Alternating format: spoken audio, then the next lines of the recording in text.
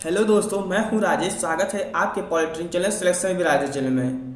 मैं आपको वो चीज़ पढ़ाऊंगा जो आपके एग्जाम में आने वाले हैं। तो पढ़ो वो जो आए, फर्जी आपको पढ़ने की जरूरत नहीं है। देखिए, ये टॉप 20 क्वेश्चन है पूरा। देखिए, पीडीएफ बना लिया है मैंने, और जो जो क्वेश्चन आपके एग्जाम में पूछे गए हैं या पूछे जाने वाले हैं उन्हीं क्वेश्चन को मैंने नोट किया है। फर्जी क्वेश्चन नहीं नोट किया है जो कभी आपके एग्जाम में ना पूछे गए हैं ना पूछे जाने वाले हैं। तो भैया, आप पेशेंस के साथ में इस वीडियो को देखते रहिए। ये वीडियो अगर आप देख लेते हो तो कम से कम आपका 5 क्वेश्चन यानी कि कम से कम 20 नंबर अब आपका यूपी पॉलिटेक्निक हो या बिहार हो या उत्तराखंड हो, अगर आप किसी भी स्टेट से हैं और अगर आप किसी भी पॉलिटेक्निक की तैयारी कर रहे हो तो आपके लिए क्वेश्चन इंपॉर्टेंट है। कुछ मेरे में कमेंट करते हैं कि भैया मैं बिहार से हूं तो क्या मैं इस क्वेश्चन को करूं ना करूं। तो ये बताओ, अगर यूपी में जल का सूत्र H2O है तो क्या बिहार में C2O हो जाता है या F2O हो जाता है? नहीं होता है। तो भैया, चेंज क्या होता है? नंबर आप क्वेश्चन एग्जाम पैटर्न चेंज होता है, लेकिन जो क्वेश्चन होता है वो कभी चेंज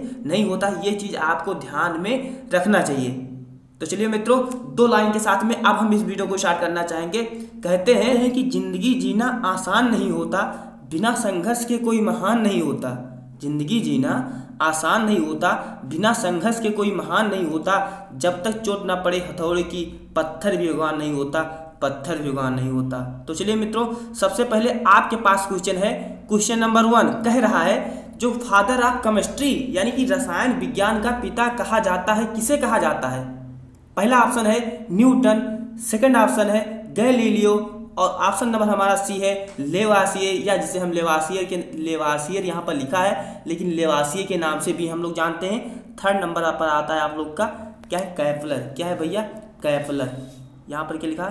कैपलर। तो चलिए, इसका क्वेश्चन आप बताइए, right answer for this question. तो चलिए, सबसे पहले क्या है, आप देखिए क्वेश्चन हमारा क्या कह रहा है, उसको आपको देखना है। उसके बाद में आपको अच्छे से विकल्प को देखते हुए आपको आंसर करना है।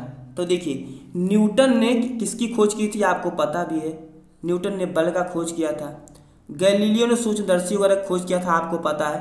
कैपलर ने ग्रह के संबंधित नियम दिया था। लेकिन जो लेवासियो साहब हैं, इन्हें क्या है, क्या माना जाता है? फादर ऑफ केमिस्ट्री, यानी कि रसायन विज्ञान के पिता के रूप में इन्हें हम लोग मानते हैं। तो चलिए भैया, इसी तरह से हमारा नेक्स्ट क्वेश्चन है। कह रहा है कि वह पदार्थ, जो हमारा क्वेश्चन नंबर 2 कह रहा है कि वह पदार्थ, क्या कह रहा है भैया? वह पदार्थ जो केवल आयतन घेरता है या होता है। मतलब ऐसा पदार्थ जिसमें सिर्फ क्या होता है? आयतन होता है। किसी बर्तन में अगर आप रख देते हो तो वो उसी का क्या करता है? आयतन ले लेता है। तो पहला ऑप्शन आपके पास क्या है? ठोस है। पहला ऑप्शन क्या है भैया? ठोस है, फिर गैस है, फिर द्रव है, फिर प्लाज्मा है। ये क्या है? पदार्थ की चारों अवस्थाएं दी हुई हैं। तो इसमें कौन अवस्था आपके लिए सही होगी, बताइए क्वेश्चन के अकॉर्डिंग। तो देखिए, वह पदार्थ जो केवल आयतन घेरता है, क्या घेरता है? आयतन घेरता है या स्थान घेरता है, उसे हम लोग क्या कहते हैं? क्या कहते हैं? द्रव कहते हैं। क्या कहते हैं भैया? द्रव कहते हैं। यानी वह पदार्थ या वह मेटल, वह पदार्थ जिसका क्या है? केवल आयतन निश्चित होता है, उसको हम क्या कहते हैं? द्रव कहते हैं। तो चलिए भैया, इसी तरह से हमारा नेक्स्ट क्वेश्चन है। देखिए, नेक्स्ट क्वेश्चन कह रहा है हमारा, क्वेश्चन नंबर क्या है? 3 है। क्वेश्चन नंबर क्या है? 3 है कि पदार्थ की चौथी अवस्था होगी। ये क्वेश्चन मेरे पॉलिटेक्निक 2018 वाले में पूछा गया था। ये भाप अंगार गैस से संबंधित, और ये क्वेश्चन पूछा ही गया था। तो ये क्वेश्चन आप अभी रट लो, क्योंकि अगर आप अभी नहीं रटोगे तो आगे चलकर आपको बहुत ज़्यादा समस्या होने वाली है। पदार्थ की चौथी अवस्था बताइए। तो पहली अवस्था क्या होती है, पहले इसको आप समझ लीजिए। पहला तो होता है ठोस, मैं यहाँ पर लिख दे रहा हूँ, ठोस हो गया, ठोस हो गया। सेकंड मैं ले लेता हूँ, सेकंड क्या हो गया भैया? द्रव हो गया, ठोस हो गया, द्रव हो गया। और फिर नेक्स्ट हमारा आता है यही, फिर आता है बाबू गैस। क्या आता है? गैस हो गया। क्या हो गया? गैस।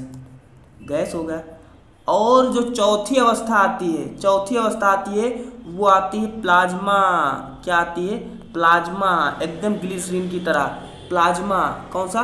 प्लाज्मा। और जो 5वीं अवस्था आएगी, मैं यहाँ पर लिख दूँ 5वीं अवस्था, बोस-आइंस्टीन होगी। 5वीं अवस्था है। लेकिन आपसे पूछा कौन है? चौथी अवस्था पूछा है। कौन पूछा बाबू? चौथी पूछा है। तो इसका क्वेश्चन के अकॉर्डिंग आपका आंसर कौन सा हो जाएगा? प्लाज्मा होगा। अगर फर्स्ट पूछे ठोस, सेकंड पूछे द्रव, अगर तीसरी पूछे तो गैस, अगर चौथी पूछे तो प्लाज्मा, पांचवी पूछे तो बोस-आइंस्टीन। कौन सा होगा? बोस-आइंस्टीन। तो भैया आप समझ गए कि अगर पदार्थ का पांचों अवस्थाएं पूछ रहा है तो कैसे आप एक्सप्लेन करोगे, कैसे आप समझाओगे, यानी आप करेक्ट आंसर कैसे कर पाओगे। तो चलिए क्वेश्चन नंबर हमारा 4 कह रहा है कि न्यूट्रॉन पर कौन सा आवेश होता है। अच्छा, आपने कक्षा 9 से लेकर 10 तक ये तो चीज़ सीख गए होंगे कि इलेक्ट्रॉन पर कौन सा आवेश होता है, प्रोटॉन पर कौन सा होता है, न्यूट्रॉन पर कौन सा। आपके एग्जाम में इलेक्ट्रॉन का नहीं पूछता है, क्योंकि इलेक्ट्रॉन पर क्या होता है, ऋणावेश होता है, प्रोटॉन पर धनावेश होता है। लेकिन आपके एग्जाम में इलेक्ट्रॉन प्रोटॉन से नहीं पूछेगा, क्या पूछेगा? न्यूट्रॉन पूछेगा। क्या पूछेगा? न्यूट्रॉन पूछेगा। तो न्यूट्रॉन पर क्या होता है हमारा, आप इसको क्या है बताइए। न्यूट्रॉन पर होता है भैया उदासीन, जिसे हम लोग क्या बोलते हैं, न्यूट्रल बोल देते हैं। क्या बोल देते हैं बाबू? न्यूट्रल बोल देते हैं। ना प्लस होगा ना माइनस होगा, ना प्लस होगा बबुआ ना माइनस होगा, कौनो होबे ना करी, कौनो ना हुई, ना प्लस हुई ना प्लस ना माइनस, कोई चार्ज नहीं होगा इस पर। चलिए अब नेक्स्ट क्वेश्चन आप लोगों के सामने आ रहा है भैया, इसे क्या सॉल्व कीजिए। 5वां नंबर क्वेश्चन कह रहा है कि किसी तत्व के परमाणु के नाभिक में उपस्थित, अच्छे से पढ़िए, किसी तत्व, मैं बना लेता हूँ पहले, ये मान लीजिए क्या कोई किसी का है, क्या है, नाभिक है, ये नाभिक है, मान लीजिए ये क्या है, नाभिक है। चलिए इसको मैं हटा देता हूँ, दूसरा कर लेता हूँ, तभी आप लोग अच्छे से कर पाओगे। देखिए कोई मान लीजिए नाभिक है, ये नाभिक है, किसी तत्व के परमाणु के नाभिक में उपस्थित प्रोटॉनों, प्रोटॉन को हम लोग किससे प्रदर्शित करते हैं, पी से, और जो हमारा न्यूट्रॉन होता है उसे हम लोग किससे डिनोट करते हैं, एन से। तो किसी तत्व के परमाणु के नाभिक में उपस्थित प्रोटॉनों तथा न्यूट्रॉनों की संख्या का योग क्या कहलाता है? क्या कहलाता है आप लोग बताइए। आपके शरीर में उपस्थित ब्लड, चाहे आपका क्या हो, मांस हो या आपकी हड्डियां हो, तो ये सब मिलकर आपका क्या बॉडी का निर्माण करती हैं। अस्थियां वगैरह मिलकर आपकी क्या क्या निर्माण करती हैं, बॉडी का निर्माण करती हैं। ऐसे जो हमारा जो क्या है भैया, प्रोटॉन है और न्यूट्रॉन है, ये दोनों मिलकर परमाणु का क्या निर्माण करते हैं, क्या बनाते हैं। तो आप कहोगे भैया ये भार तो बनाएंगे नहीं, भार क्या होता है, जब किसी चीज़ को आप अपने ऊपर रख लें वो भार होता है, उदासीनता तो होगा नहीं, जो आपको यहाँ पर ऑप्शन दिख रहा है कि उदासीन होगा, उदासीन तो हो ही नहीं सकता। फिर क्या है, द्रव्यमान, क्या है बाबू, द्रव्यमान। तो किसी तत्व के परमाणु में उपस्थित प्रोटॉनों तथा न्यूट्रॉनों की संख्या क्या कहलाती है, द्रव्यमान कहलाती है। फिर क्या है, डी नंबर, ये तो कभी हो ही नहीं सकता, यानी ये आपके जो आंसर थे ये गलत हो गए। आपका जो करेक्ट आंसर होगा वो होगा द्रव्यमान होगा। देखिए किसी तत्व के कोई तत्व है उसमें उपस्थित प्रोटॉनों की संख्या उस तत्व का परमाणु क्रमांक कहलाती है। ठीक है भैया, ये चीज़ आपको ध्यान रखना, आगे क्वेश्चन इससे रिलेटेड आपको दिया जाएगा। देखिए नेक्स्ट क्वेश्चन आपके एग्जाम में आने वाला, ये क्वेश्चन तो आप बिल्कुल रट के जाओ। देखो क्वेश्चन हमारा क्या कह रहा है, question number 6, 1H1 1H2 1H3, इससे जो लिखा हुआ है यहाँ पर, इसे हम प्रोटियम बोलते हैं, इसे हम ड्यूटेरियम बोलते हैं और इसे हम ट्राइटियम बोलते हैं। अच्छा ये समस्थानिक होते हैं, सॉरी अभी मैं ही बताऊंगा। देखो ये क्या है, यहाँ पर हाइड्रोजन है, ये हाइड्रोजन के समस्थानिक है, ये हमारा समस्थानिक है। अच्छा आप अभी ऑप्शन को ना देखो, अभी आप ऑप्शन को ना देखो, सिर्फ क्वेश्चन को देखो। अच्छा एक चीज़ बताइए आप लोग कि जो यहाँ पर समस्थानिक आप लोग को दिख रहा है, देखिए यहाँ पर 1 है, यहाँ पर भी 1 है, यहाँ पर भी क्या है 1 है, और यहाँ पर देखिए ये 1 हो गया, यहाँ पर 2 है, यहाँ पर क्या है 3 है। तो एक चीज़ आपसे ये देखिए, इनका जो स्थान है 1 1 1 1 समान है, लेकिन जो इनके ऊपर लदा हुआ भार है, जैसे मान लीजिए कोई व्यक्ति है, इसके सिर पर कोई लदा हुआ भार है, ये मान लीजिए कोई लादे हुए है, तो इसके सिर पर जो लदा हुआ भार है वो क्या घट बढ़ रहा है। यहाँ पर 1 था, यहाँ पर 2 था, यहाँ पर 3 था, लेकिन जो इनके पैरों का बैठने का स्थान था, सबको एक एक कुर्सी मिली हुई, 3 लोग थे, तीनों को एक एक कुर्सी मिली हुई है, लेकिन इनके ऊपर 1 किलो है, इनके ऊपर 2 किलो है, इनके ऊपर 3 किलो है। यानी जो इनका स्थान है, भैया जो इनका बाबू स्थान है वो क्या है, समान है, स्थान समान है, लेकिन जो इनके ऊपर लदा हुआ भार है वो क्या है, घट बढ़ रहा है। तो इससे क्लियर हो रहा है कि इसका किसका उदाहरण होगा, समभ्रामिक का तो होगा नहीं, ये चीज़ तो आप बिल्कुल गलत है, ये इसका तो हो ही नहीं सकता। अब देखिए समभारिक, भार क्या इनका समान है, 1 2 3 हो रहा है, नहीं समभारिक नहीं होगा। अब हमारा लास्ट क्या बचता है, समस्थानिक। क्या बचता है, समस्थानिक। क्या होगा बाबू, समस्थानिक, यानी जो इनका स्थान है वो क्या है, समान है। चलिए इसी तरह से नेक्स्ट क्वेश्चन है, इसे भी आप लोग क्या है बताइए। क्वेश्चन नंबर 7, अच्छे से पढ़िए इसको। देखिए यहाँ पर कह रहा है बाबू, देखिए अच्छे से पढ़िए बाबू, यहाँ पर देखिए कह रहा है क्वेश्चन नंबर जो हमारा 7 है, कह रहा है कि आर्गन, ये ऊपर, अच्छा ये ऊपर वाला क्या होता है, तो ये द्रव्यमान संख्या होता है, जो ऊपर का ये द्रव्यमान संख्या होता है, और ये परमाणु क्रमांक होता है। आर्गन का 18 होता है, और जो हमारा ये क्या है, पोटेशियम है के पोटेशियम है, पोटेशियम का कितना होता है, 19 होता है, और कैल्शियम का कितना होता है बाबू, 20 होता है। तो ये किसके उदाहरण है, तो अच्छे से आप देखिए, जो चीज मैंने अभी आप तक बताया हुआ था सेम कॉन्सेप्ट इसमें भी लग रहा है। देखो कुल का देखो स्थान, कुल यहाँ पर स्थान 18 है, 3 व्यक्ति हैं, मान लो 3 व्यक्ति हैं, इनका जो स्थान, इनको 18 नंबर कुर्सी मिली हुई है। दूसरे व्यक्ति हैं, इनको 19 नंबर मिली हुई है। तीसरे व्यक्ति हैं, इनको 20 नंबर मिली हुई है। इनका क्या स्थान समान है, ये मान लिया 18वीं सीढ़ी पर है, ये 19वीं सीढ़ी पर है, ये 20वीं सीढ़ी पर है, लेकिन भार इनके ऊपर क्या है, समान है, 40-40 किलो, 40-40 किलो भार सबके ऊपर क्या है, लदा हुआ है। तो इससे क्लियर होता है इनका जो है स्थान समान नहीं है, समान क्या है, इनका भार समान है। तो जब भार समान होता है तो उसी को हम लोग बोल देते हैं समभारिक बोल देते हैं। क्या बोल देते हैं बबुआ, समभारिक बोल देते हैं। तो यानी जो इसका करेक्ट आंसर हो जाएगा वो हमारे लिए क्या हो जाएगा, बी हो जाएगा। क्या हो जाएगा, समस्थानिक, बी नहीं होगा क्योंकि यहाँ पर समस्थानिक लिखा है, सॉरी, ये क्या होगा, समभारिक। क्या होगा, समभारिक होगा। ठीक है, सबके ऊपर 40-40 किलो बोझ लदा हुआ। आप ऐसे याद कर सकते हो, ये याद करने का तरीका। चलिए, इलेक्ट्रॉन को त्याग करने की प्रक्रिया क्या कहलाती है। चलिए बहुत अच्छा क्वेश्चन, इलेक्ट्रॉन को त्याग करने की प्रक्रिया, अच्छा किसके द्वारा त्याग किया जाता है, परमाणु के द्वारा। तो इलेक्ट्रॉन परमाणु के द्वारा इलेक्ट्रॉन को त्याग करने की प्रक्रिया क्या कहलाएगी, इसे आपको बताना है। तो पहला ऑप्शन है हमारा अपचयन कहलाएगी, या ऑक्सीकरण कहलाएगी, कि ऑक्सीकरण कहलाएगी, या मानकीकरण कहलाएगी, या कोई नहीं हो ही नहीं सकता। मानकी का किसी चीज को निर्धारित करना, ये हो ही नहीं सकता। तो अब क्या बचा आपका, ऑक्सीकरण, अपचयन बचा।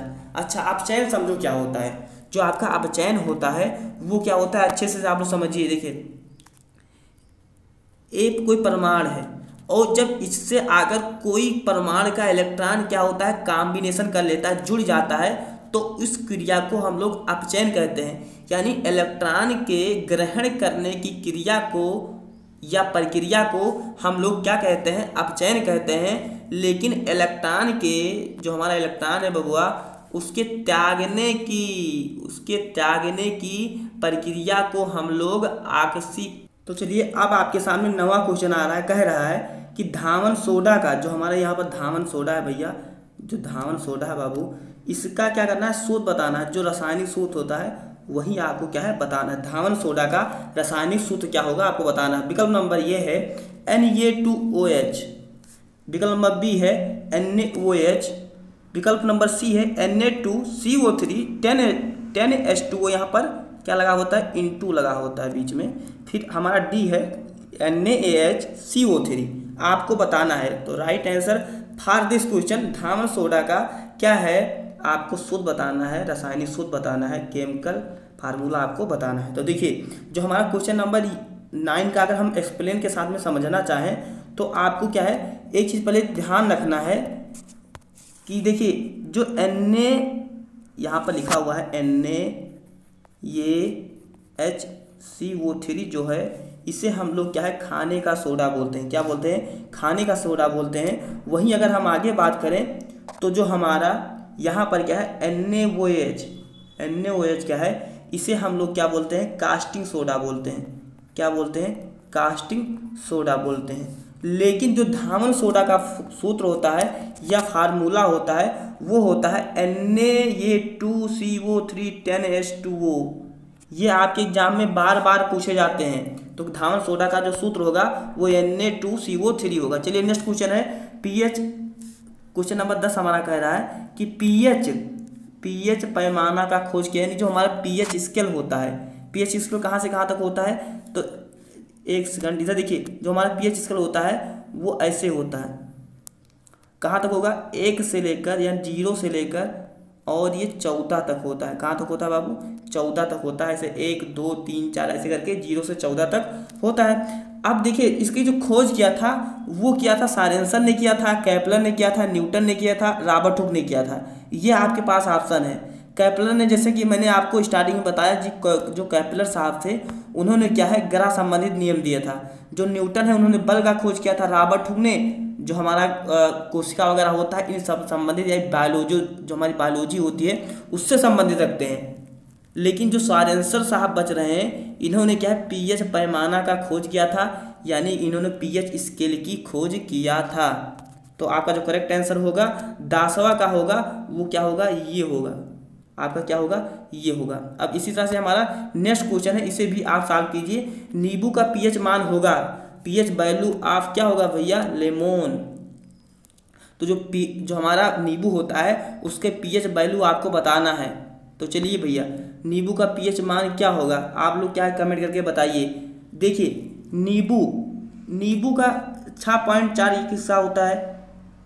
किसका होता है? 2.2 किसका होता है? 7.1 किसका होता है? 8 किसका होता है? ये आपके सामने ऑप्शन है। लेकिन जो नींबू का होता है वो समथिंग 2.2, लेकिन कहीं कहीं आपको 2.3 भी मिल जाता है, यानी कि 2.3 भी कभी कभी आपको मिल जाता है। लेकिन आपको घबराने की जरूरत नहीं है। जो 7.4 करके होता है वो ब्लेड का होता है, 2.4 करके होता है वो सिरका का होता है। तो आपको इन सब चीज़ों को ध्यान रखना है। चलिए इसी तरह से कह रहा कि रक्त का पीएच मान बताइए। मैंने आपको स्टार्टिंग में बता भी दिया कि जो हमारा पीएच वैल्यू ऑफ ब्लड, यानी कि रक्त का पीएच मान होगा, क्या होगा? आप लोग बताइए। जो हमारा रक्त होगा है, रक्त यानी मतलब ब्लड, जो आपके खून में, जो आपको खून है शरीर में, उसका पीएच मान क्या होगा? तो वही आपको क्या करना है भैया? बताना है। तो देखिए जो हमारा करेक्ट आंसर इसमें क्या होगा? करेक्ट आंसर मैं बता दूं, इसमें होगा 7.4। लेकिन जो आपके ऑप्शन है उसे आप पढ़ भी सकते हो।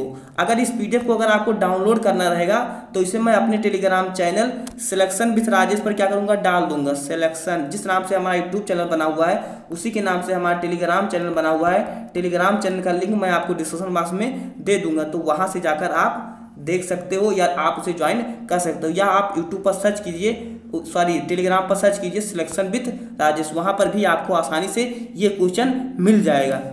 तो चलिए भैया नेक्स्ट क्वेश्चन हमारा कह रहा है कि अम्ल, क्वेश्चन नंबर 13 है। क्वेश्चन नंबर 13 है कि अम्ल तथा क्षार साधारण विलयन कहलाता है। यानी भैया ये कोई पात्र है, एक कोई पात्र है, इसमें क्या है? अम्ल भी है।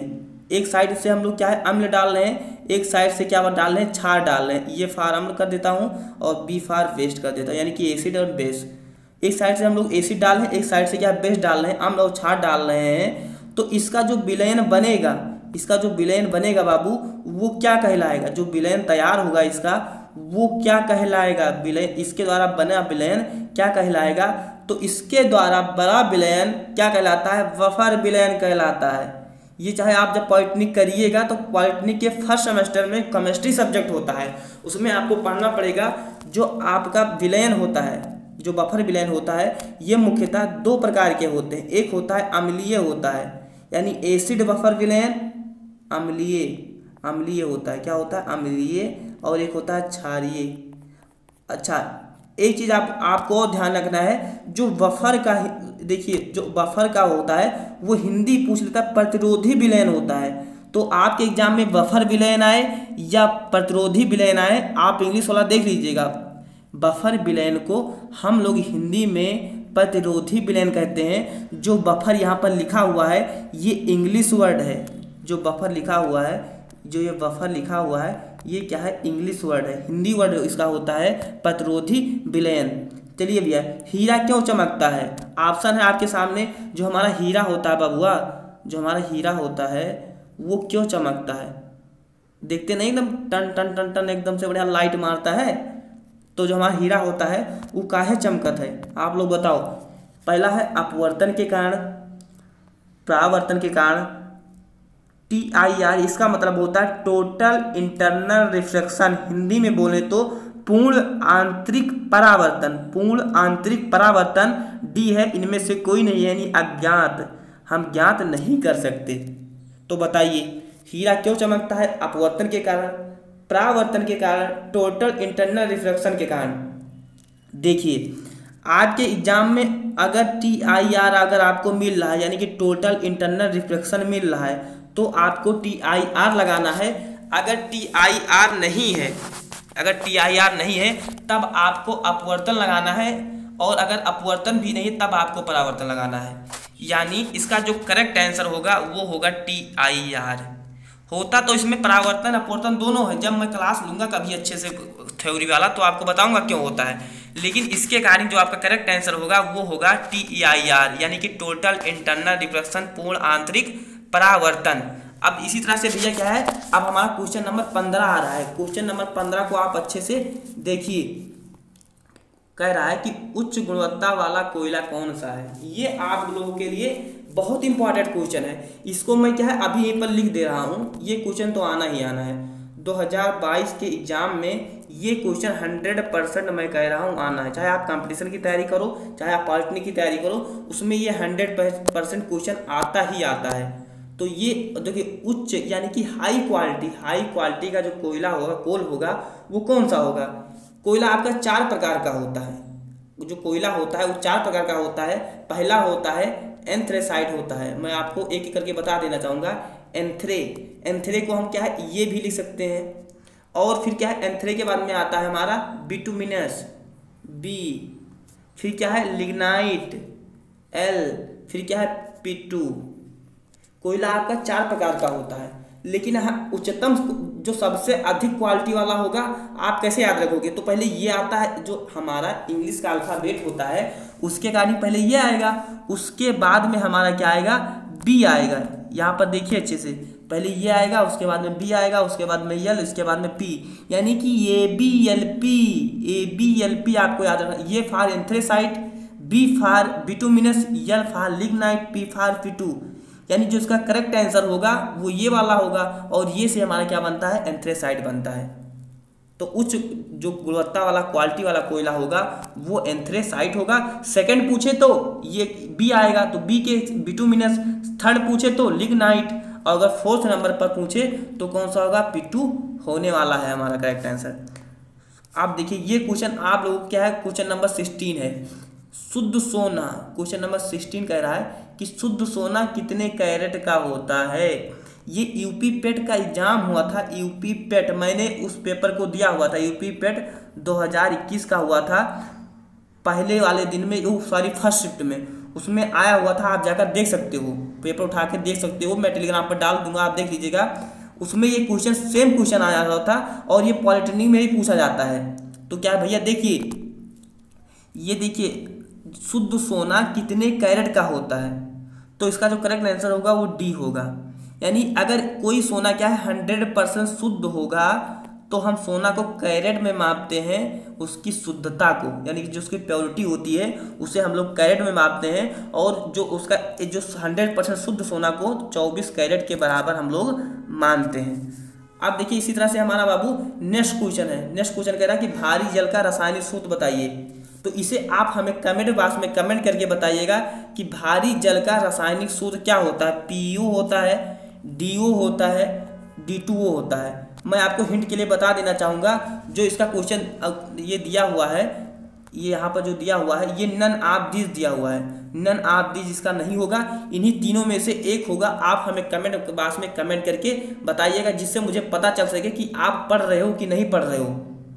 तो मित्रों आप इस क्वेश्चन का जो आंसर है आप हमें कमेंट करके बताइएगा, तथा इस PDF को अगर आपको पाना है, जो हमारा ये पूरा PDF है, अगर आपको क्वेश्चन नंबर 1 से लेकर 17 तक पाना है तो आप हमारे Telegram channel selection with Rajesh को ज्वाइन कर लीजिए। वहाँ पर मैं इस PDF को छोड़ दूंगा आज शाम को, तो वहाँ से आप ज्वाइन कर आप इस PDF को प्राप्त कर सकते हो। तथा मित्रों अगर आपके अंदर कोई डाउट है तो भी आप हमें कमेंट बॉक्स में कमेंट कीजिएगा।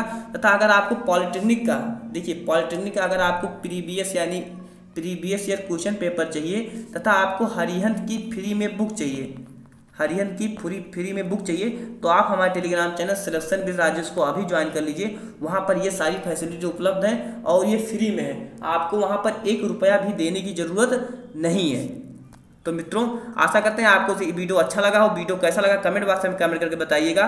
तथा मित्रों अगर आप हमारे चैनल पर नए हैं बाबू तो नेक्स्ट वीडियो पाने के लिए रेड कलर में, हाँ बाबू रेड कलर में सब्सक्राइब लिखा होगा, ऐसे सब्सक्राइब लिखा होगा, उसे आप क्या है ब्लैक कर दीजिएगा। क्या करना है आपको, ब्लैक कर देना है। जो हमारा सब्सक्राइब लिखा हुआ है उसे क्या है आप इस कलर में कर दीजिएगा, यानी जब आप सब्सक्राइब करोगे तो वो ब्लैक में हो जाएगा। तो आप हमारे टेलीग्राम चैनल हो या यूट्यूब चैनल हो, दोनों को क्या है सब्सक्राइब कर लीजिए। तथा मित्रों मिलते हैं अगले वीडियो में, तब तक के लिए आप अपना ख्याल रखिए। जय हिंद, वंदे मातरम।